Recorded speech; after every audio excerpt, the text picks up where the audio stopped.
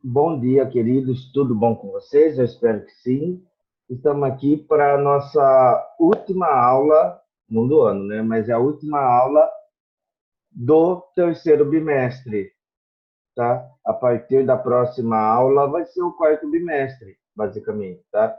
Então, nós já estamos nos finalmente desse ano que foi todo conturbado na nossa vida, né? Difícil para uns, principalmente para nós, para os professores, mas vamos seguir em frente que vai dar tudo certo, tá?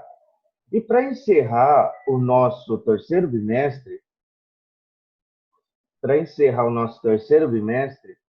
vamos falar do último assunto que envolve forças intermoleculares, o que acontece com elas e agem no nosso redor, que é um conceito simples, básico, né?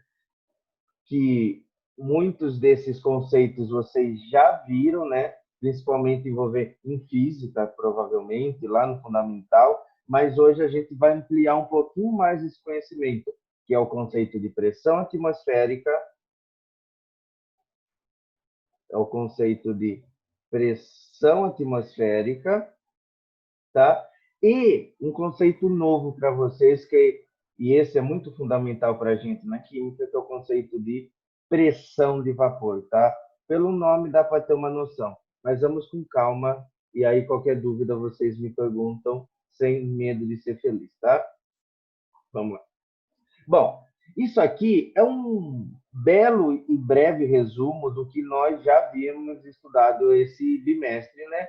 E é fundamental no que se trata de forças intermoleculares e temperatura de fusão e ebulição. Então, vamos lá. Nós vimos três tipos de forças intermoleculares, né? Força de polo induzido, de polo permanente e ligação de hidrogênio. A ligação de hidrogênio muito mais forte, né, do que a de polo induzido, né, e assim sucessivamente seguindo o caminho. A molécula de polo induzido, a gente já viu que são moléculas apolares, as moléculas polares fazem de polo permanente, e se eu tiver hidrogênio ligado em um desses três aqui, né, no fluoxigênio e nitrogênio, eu vou ter nada mais nada menos que a ligação de hidrogênio. Entre as três forças aplicadas entre as moléculas, é a mais forte, tá? E lembrando que quanto mais próximo dessa ponta, maior será a sua temperatura de fusão e temperatura de ebulição, tá? Nós vimos isso, já fizemos alguns exercícios, já usamos esse conceito para explicar coisas do cotidiano e assim sucessivamente. Lembrando que o critério de desempate, caso tenha dois tipos de ligações de forças intermoleculares iguais, é a massa molecular, que aí você calcula maior massa, maior temperatura de fusão, ou temperatura de fusão e temperatura de ebulição, ok? E aí, para isso, nós podemos começar a nossa matéria de hoje, tá? Qualquer dúvida, não hesitem de perguntar. Então, vamos lembrar o que é pressão atmosférica, tá? Mas antes, vamos lembrar o que é pressão. Quando você faz pressão em algo, não importa o que seja, basicamente é quando você está exercendo força em determinado lugar, né? Força numa determinada área, tá? É mais ou menos, pense em você martelando o seu dedo. Na hora que você pensar, você vai sentir uma dor. Essa dor do martelo batendo no seu dedo é proveniente da força aplicada do martelo na região, né, na área envolvida ali no seu dedo, tá? E então, isso é pressão, uma força exercida em uma determinada área, tá? E por que eu estou falando isso? Você pode não acreditar, mas nesse exato momento, aonde você estiver agora, na sua cama, na sua cozinha, na sua sala, e você está sofrendo a pressão exercida pela atmosfera do planeta Terra. Então, imagina o planeta Terra, você está em algum lugar aqui, né? Barra Bonita, Igaraçu, Dois Córregos, Mineiros, Jaú, aonde for que você esteja, você está aqui.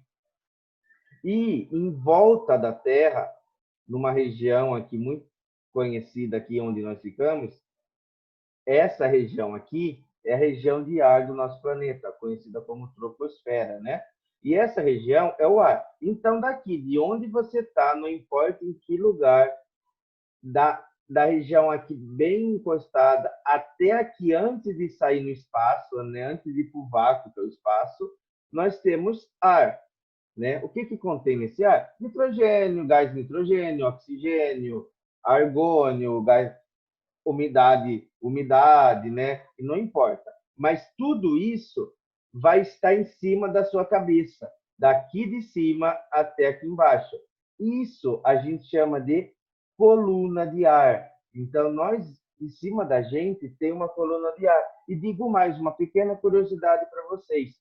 Se você estiver numa cidade ao nível do mar, que a gente vai ver daqui a pouco, que eu chamo de altitude zero, né? Que é a base para começar, no nível do mar, nós temos mais ou menos 10 mil quilogramas de ar na sua cabeça, numa área de 1 metro por 1 metro, que é mais ou menos onde você ficaria em pé ou sentado, né?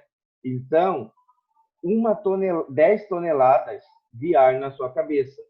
Ah, nossa, mas tudo isso, por que eu não morro? Porque você nasceu nesse planeta, você está acostumado com essa massa de ar na sua cabeça, tá? Então, vale lembrar que você está numa quantidade muito grande, tá?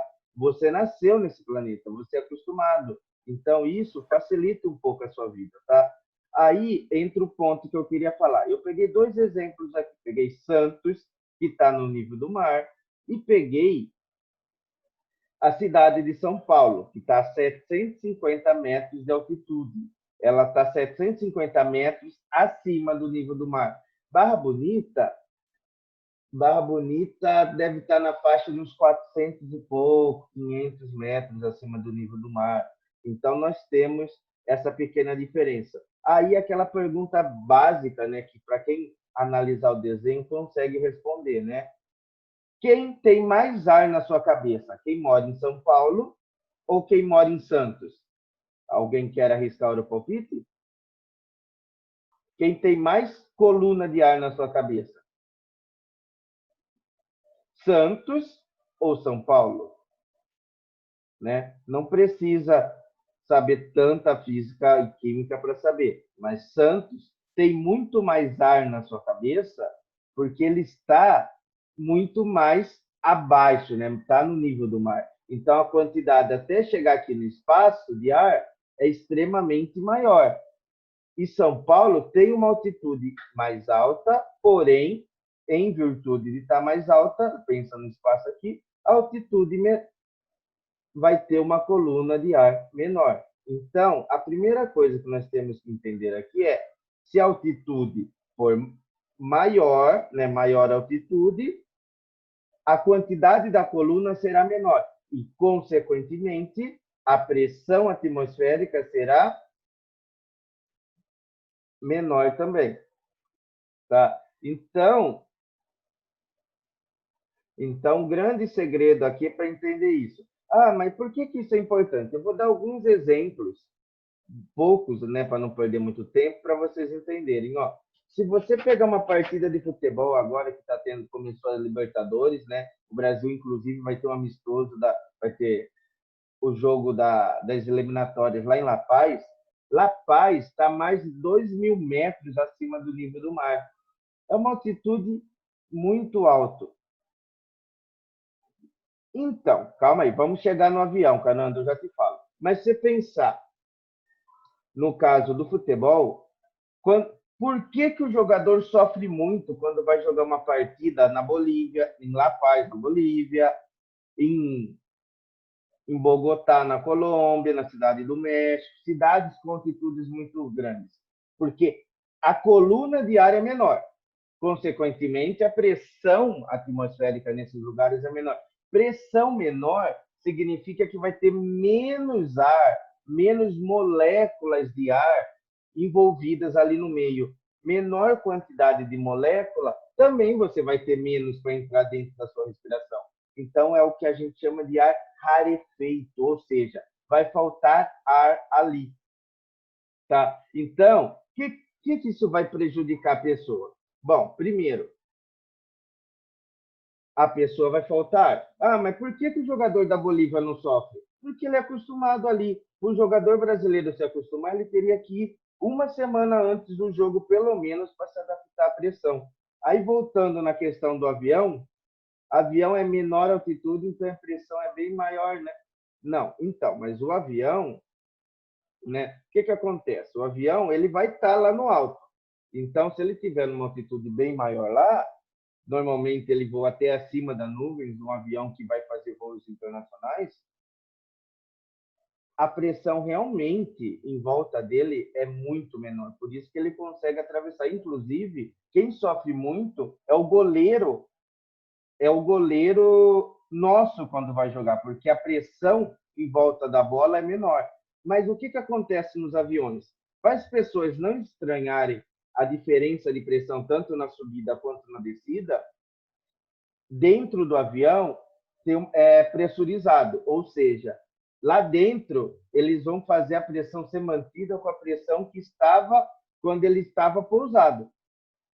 Do mesmo jeito que quando ele posa tem que esperar essa diferença, porque senão a pessoa ia sofrer, ia precisar de máscara de ar logo que entra no avião, né? Então ocorre essa pressurização, tá? Então tem tudo isso. Então você pode reparar que quando, voltando, né, costumo de falar de futebol, né? Mesmo eu não gostando. Quando você vai assistir um jogo desses, tem essa diferença. Então você vai reparar que o jogador da Bolívia lá em La Paz, ele vai começar a dar bicudo, chutão, jogar bola. Por quê? Ela começa a cair mais rápido. Menos ar em volta, menor resistência do ar. A bola vai mais rápida. O jogador se cansa também mais rápido por falta de ar, mas a bola vai mais rápida. E outra coisa, e essa eu quero perguntar e fazer vocês pensarem um pouco, e eu quero ver se vocês vão acertar a resposta, falando ou digitando, né? O lugar mais alto do nosso globo é esse aqui, ó. É aqui em cima, que é o Monte Everest, tá? O Monte Everest, ele fica a 8.800 metros acima do nível do mar. A água entra em ebulição, ferve, em cima do Monte Everest a 75 graus Celsius. Por quê? Porque quanto maior a altitude, vai ter menos pressão. Menor pressão é mais fácil para a substância virar gás, tá? Então, eu te pergunto uma coisa muito simples. No nível do mar, a água ferve a 100 graus Celsius. Lá, na pressão maior, ela ferve menos. Em Barra Bonita, não ferve a 100. Ela ferve a 97 graus Celsius, mais ou menos. Por quê? Nós não estamos no nível do mar. Nós estamos no nível menor. E por conta disso, aqui ferve menos. Aí eu pergunto, aonde eu faço o macarrão mais rápido? Onde eu cozinho o macarrão mais rápido? Em Santos ou em São Paulo? Ou em Barra Bonita? Ó, vou melhorar a pergunta, hein? Vamos pensar. Aqui em Santos, a água ferve a 100 graus. Aqui em São Paulo, a 97, 96 graus. Uma temperatura menor. Aonde vai ferver mais rápido o macarrão? Aqui ou aqui? São Paulo ou Santos? O que tem mais pressão ou o que tem menos pressão?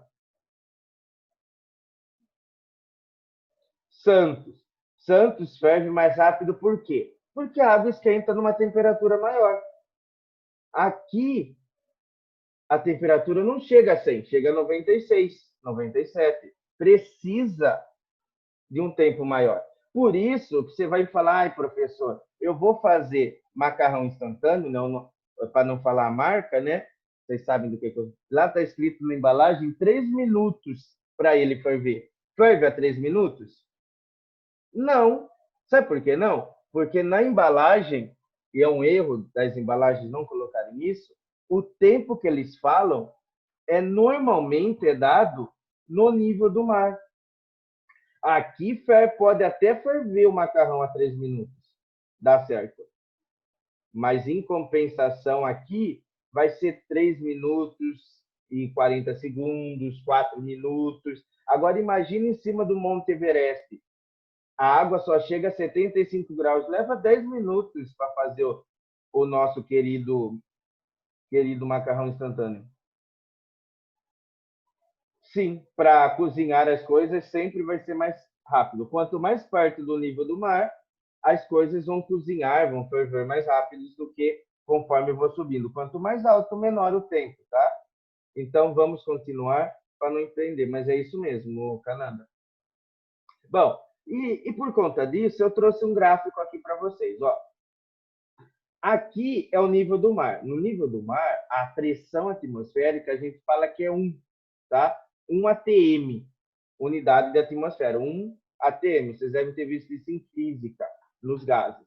Conforme, aqui vai diminuindo, ó, 0,60, 0,95. Então, repara só, conforme a altitude está aumentando, a pressão atmosférica está diminuindo. As cidades nossas, aqui no... eu acho que a cidade mais alta, ela chega muito pouco de 3 mil metros. Acima de 3 mil metros, muito acima aqui de 3,5, eu estou falando de montanhas extremamente altas no nosso planeta, tá? O Everest nem aparece aqui, está mais de 8 mil metros. A pressão lá é de 0,50 atm, muito baixa. Tá? Mas, olha o gráfico, a curva que faz. Ele é um gráfico decrescente, né? Ele está inversamente proporcional. Conforme aumenta a temperatura, a pressão diminui, tá? E isso é a regra básica. E pressão menor significa que ele vira vapor mais fácil, ele vira gás mais fácil. Se vira gás mais fácil, maior altitude, menor temperatura de ebulição. A temperatura de ebulição diminui, em vez de ferver. Aqui, a água ferve a 100. Conforme eu vai diminuindo esses valores aqui e aumentando a altitude, a temperatura de ebulição cai também. Pensa lá, no lugar alto, a água ferve menos. Isso vale para qualquer substância, tá? Por isso que eu trouxe aqui alguns valores para vocês de altitude. Então, você pegar o Everest, né? Fica entre a China e o Nepal, né? Na cordilheira do Himalaia, tá? 8.848 metros. O Monte Kilimanjaro fica na cordilheira do Atlas, se eu não me engano, na África, né? Eu não lembro em qual dos países que é, mas é 5.895 metros, uma pressão alta também, e a maior cidade em altitude no planeta Terra, né? La Paz, 3.636 metros. É uma altitude e o Brasil vai jogar contra a Bolívia lá. Quando tem os times de La Paz, todo mundo marca aqui. É difícil porque eles não têm o futebol, mas tem altitude a favor deles. Aí eu quero que vocês separem em duas coisas. A pressão atmosférica, ela está sendo marcada em mmHg, que é o nosso famoso milímetro de mercúrio. Tá? O que é o milímetro de mercúrio? É a unidade que a química usa muito, tá? Foi criada quem desenvolveu e descobriu foi o tal do Torricelli, né? Aquele mesmo Torricelli da física, tá? Mas saiba que 1 atm, que é o meu nível do mar, que é a altitude 0 metros, eu tenho 760 milímetros de mercúrio, uma quantidade, altitude, ou seja, o Rio de Janeiro e Santos, 760 milímetros de mercúrio ou 1 atm. E conforme eu vou diminuindo, eu estou aumentando a altitude. Então, a regra básica, eu não escrevi aqui, mas eu vou escrever aqui de novo para vocês entenderem. Ó. Então, o básico de hoje, hein? Se eu tenho maior altitude,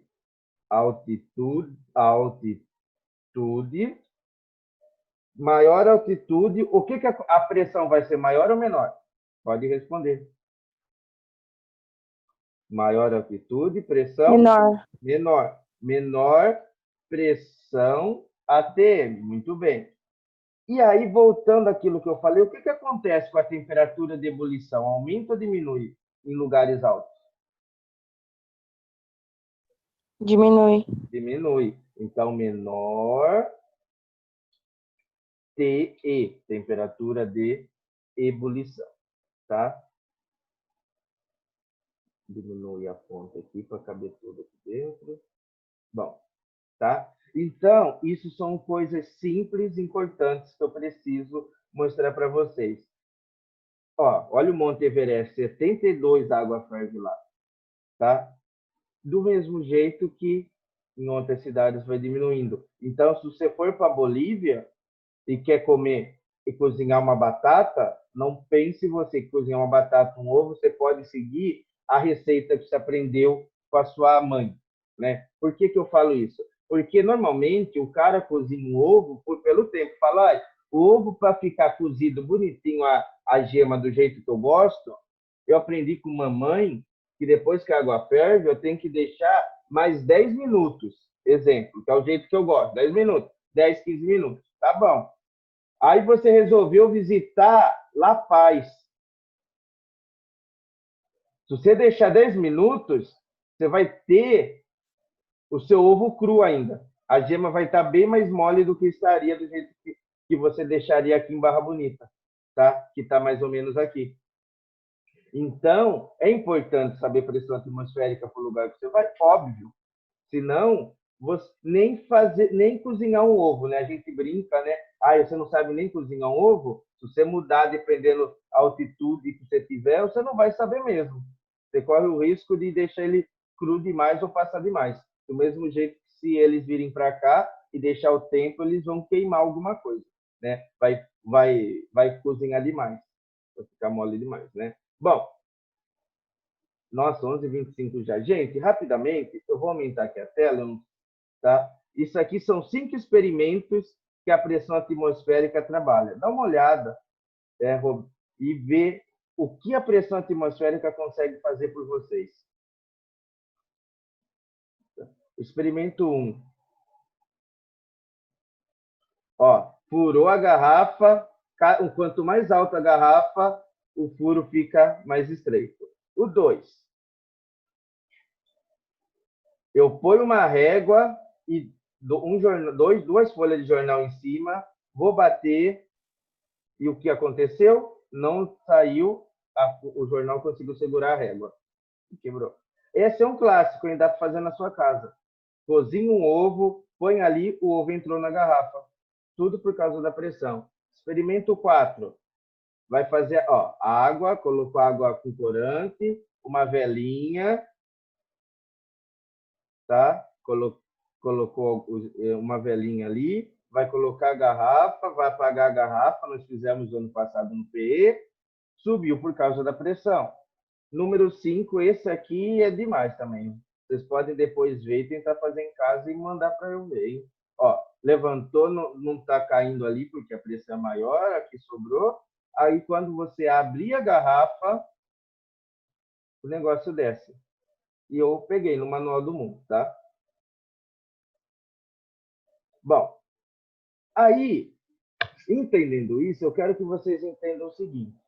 Evaporação não é a mesma coisa que ebulição, tá? Por que não? Ebulição, a coisa tem que literalmente ferver, e isso só acontece quando atinge a temperatura de ebulição, tá? No caso da água, ela ferve aproximadamente 100 graus Celsius no nível do mar.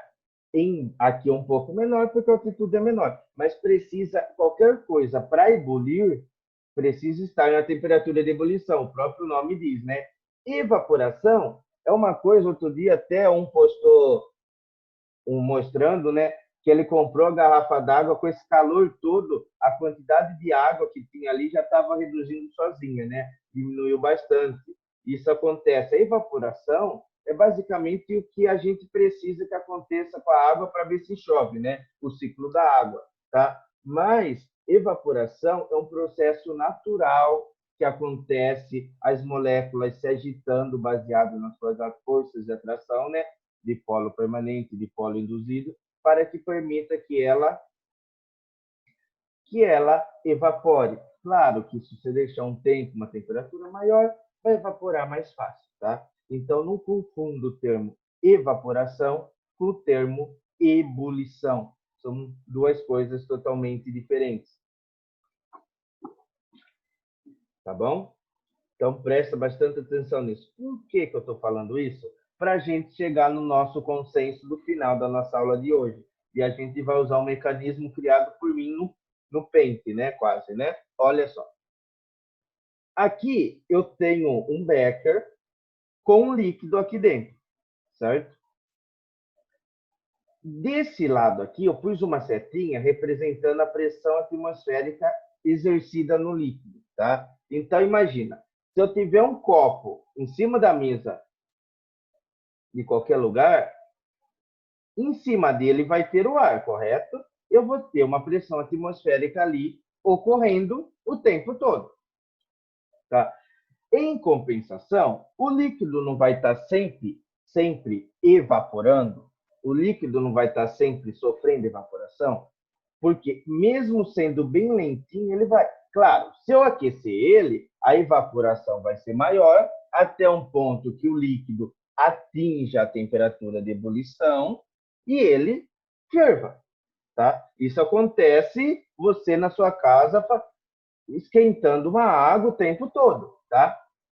Esse fato do líquido evaporar, né, fazer isso aqui que eu mostrei para vocês, as moléculas estarem sempre aqui subindo, né, vai ser a contrapressão ocorrendo. Então, eu vou ter o líquido subindo, que eu chamo de pressão de vapor, que nada mais é a pressão que o líquido exerce tentando virar gás, né, em cima da pressão atmosférica. Então, a pressão atmosférica faz a força para baixo e a pressão de vapor faz a força para cima. Muito parecido com aquele conceito que vocês aprendem de ação e reação. Lembra o ano passado de forças que vocês viram com o Glauco? Força normal, força peso e assim vai.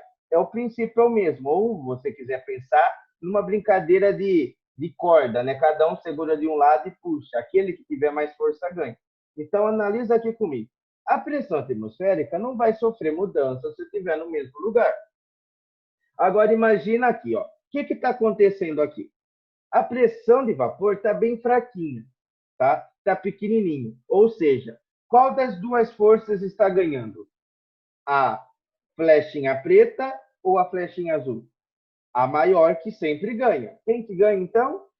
Nesse caso, está ganhando a pressão atmosférica, tá? Ela está muito maior. Agora, vamos supor que eu comece a aquecer esse becker aqui. Se eu começo a aquecer ele, a agitação das moléculas vai aumentar ou vai diminuir? Aqueço, a pressão, a agitação das moléculas aumenta. Começa a quebrar as forças intermoleculares. Quando começa a quebrar, essa seta aqui começa a aumentar. Aí eu pergunto para vocês, o que você acha que vai acontecer quando as duas setas ficarem do mesmo tamanho? Alguém quer arriscar uma resposta? Quando eu aqueço e começa a aumentar muito?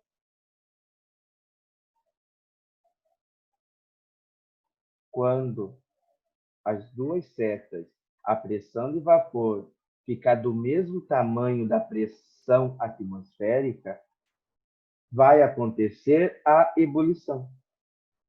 A ebulição começa a acontecer mesmo quando a pressão de vapor atinge, ou melhor, logo vai passar, né, o ponto da pressão atmosférica. Enquanto está menor, está tendo vapor, né? Está tendo evaporação simples. Evaporação, mas aqueceu, até que o líquido conseguiu passar e chegar aqui e começa a virar gás totalmente. Isso acontece na temperatura de ebulição, tá? E isso só é possível porque o calor rompe as forças de interação intermoleculares do recipiente, do líquido, no caso, né? Tá? Basicamente é isso. Então, não confunda. As coisas só evaporam porque o líquido está fazendo uma força e está tentando romper a pressão atmosférica. Quanto mais quente, mais ocorre esse rompimento. Ou, aí vem o exercício para encerrar a aula de hoje.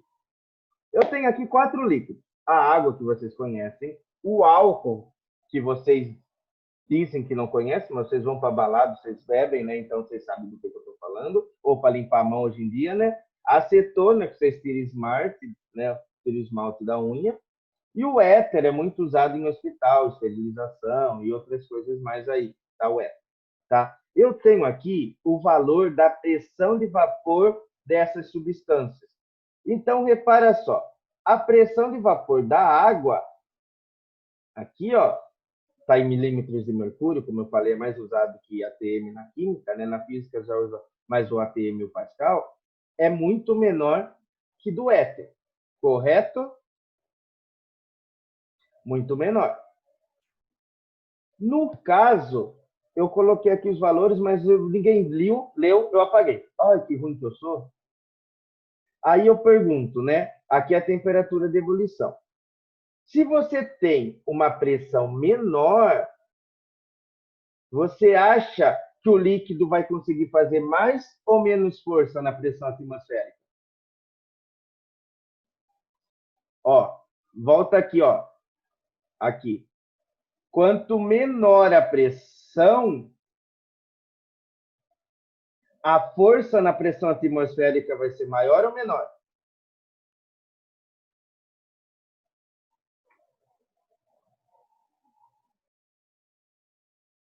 Menor pressão vai fazer menos força. Maior pressão vai fazer mais força. Por que eu estou falando isso para vocês? Gente, porque a água, a pressão atmosférica dela é só 18. E daí, professor? E daí que ela é baixa porque ela faz ligação de hidrogênio, não lembra? Então, menor pressão faz ela ter uma temperatura de ebulição, olha só. Opa! Faz ela ter uma temperatura de ebulição alta. Agora, em compensação, uma substância que tem uma pressão de vapor alta, que consegue romper a pressão atmosférica maior, evapora mais fácil, vira gás mais fácil e vai ter uma temperatura de ebulição menor. Então, a segunda dica da aula de hoje é pressão de vapor maior, eu tenho temperatura de ebulição menor, tá? Então, se eu tivesse, isso é muito comum, exercícios que não dão os valores aqui, né? Omitem esses valores aqui e só der a pressão de vapor, você consegue responder simplesmente sabendo que aquele que tem o menor vapor, a menor pressão de vapor, evapora mais rápido. Por que, aliás, evapora mais devagar? Por que evapora mais devagar? Porque menor pressão de vapor, a força que essa pressão vai exercer na atmosfera é menor do que quem tem maior. E detalhe, aquele outro ponto, a substância que tem maior pressão de vapor também é aquela mais volátil. O que é algo volátil, que eu já falei para vocês? Evapora mais fácil. E outro detalhe importante, né? Você pode usar, ó, saber também. Como menor pressão de vapor, com certeza a substância vai ter, muito provavelmente, ligação de hidrogênio. Maior pressão de vapor, a substância vai ser, muito provavelmente, apolar e vai fazer dipolo induzido. Tá? Eu sei que é muita informação, uma aula tão curta, eu dei uma pequena acelerada, faltam 3 minutos, eu vou parar aqui, stop. Eu pergunto para vocês, mesmo nessa correria, vocês conseguiram entender o conteúdo, o último conteúdo do bimestre?